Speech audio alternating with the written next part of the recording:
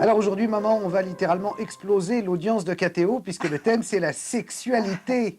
Et c'est vrai que c'est un peu c'est les frères irréconciliables, l'Église et la chair. Alors longtemps, en effet, la sexualité a été un tabou. On n'en parlait pas, ou on en parlait à mots couverts, comme ça, comme si vraiment on avait honte. Or, la sexualité, elle a quand même été créée par Dieu, et c'est grâce à ça que vient la vie. Donc, il y a là une ambiguïté profonde, ça c'est évident. Mais je crois que maintenant, l'Église se rend compte que ce n'est plus possible, qu'il faut que vraiment elle aborde ces problèmes, parce que pendant trop longtemps, elle a fait souffrir les gens. Il y a eu beaucoup de vies Il y a eu gâchées. beaucoup de vies gâchées, parce que ce n'était pas vivable, ce n'était pas possible de le vivre vraiment, c'était très difficile. Alors maintenant, justement, le pape continue à nous indiquer la voie de la sainteté à laquelle nous sommes tous appelés. On lui reproche beaucoup d'ailleurs. Ah non, mais ça, il a raison, c'est son boulot. C'est pas au pape de nous dire les moyens pour ne pas avoir d'enfants ou les choses. C'est son boulot de nous dire voilà à quoi Dieu vous appelle, voilà vers quoi vous tendez. Bon, et nous y tendons tous. Mais en même temps, l'Église, sans renoncer, bien entendu, à toutes ces missions qui lui ont été confiées depuis Jésus-Christ et Saint-Pierre, l'esprit même de l'Église, est plus humaine, plus compréhensive. Elle s'ouvre davantage actuellement.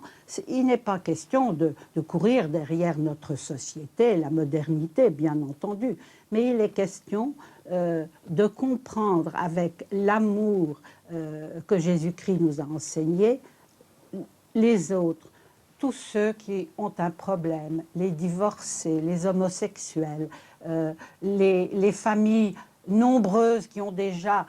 moi, j'ai connu une femme qui avait eu 8 enfants, qui était femme d'œuvre, femme de général et tout, et qui a fini par se jeter à l'eau d'épuisement à la génération de nos parents. Alors ça, évidemment, c'est excessif. Mais peut-être qu'on devrait laisser les prêtres se marier. Oui, je pense, et je crois que nous l'avons déjà dit dans d'autres conversations précédentes avec l'invisible. Continuons le combat. Je pense qu'au début de l'Église, ça a été le cas, et que maintenant, il pourrait y avoir les deux formes, c'est-à-dire la pureté totale de ceux qui se sentent à ce niveau et qui veulent vraiment essayer de le vivre en union avec Jésus-Christ, et puis pour ceux qui ont des besoins normaux, affectifs, sensuels, sexuels, la possibilité de se marier. Parce qu'à ce moment-là, ça ramènerait évidemment beaucoup de jeunes, puisqu'on manque terriblement de prêtres. Et ça éviterait certains débordements. Oui, et puis alors les histoires de prêtres pédophiles, tout ça, qui sont navrants, évidemment. Donc peut-être que l'Église, dans sa sagesse, y viendra. Mais est-ce qu'il n'y a pas une ambiguïté profonde de la sexualité? Mais oui, c'est ce que je disais tout à l'heure, parce que la sexualité est à la fois sacrée, et en même temps, nous sentons bien que l'esprit du mal a fait un tour par là. C'est ce qu'on appelle évidemment le péché originel et tout. Mais le malin, c'est le pourrisseur. Et nous avons aussi un cerveau reptilien qui nous vient de là et qui nous entraîne très facilement vers des excès. Oh, quand on te regarde, on n'a pas l'impression si, d'avoir un reptile. Mais je suis comme tout le monde. Ah non, bon, n'en dis pas plus. Non, mais je pense que c'est justement, si tu veux, très délicat, parce qu'il faut à la fois pouvoir s'épanouir dans l'amour, et même dans l'amour physique, bien entendu. Il ne faut pas du tout être là, faire l'amour, les yeux au plafond et serré psychologiquement. J'ai eu peur. Ah oui, tu vois, j'ai évité le piège. mais en même temps, il faut toujours être très à l'écoute tout de même du Saint-Esprit pour savoir avec délicatesse juger de ce qui va nous entraîner vers quelque chose qui sera l'infidélité en amour, l'action un peu immorale ou amorale. Et c'est très délicat, la frontière est fragile. Puis ça n'est pas facile aujourd'hui avec la liberté des mœurs, notamment quand on a des enfants. Oui, mais c'est pas mal quand même, si tu veux, d'une certaine manière, que nos enfants soient instruits de tout, que les choses ne soient plus hypocritement cachées.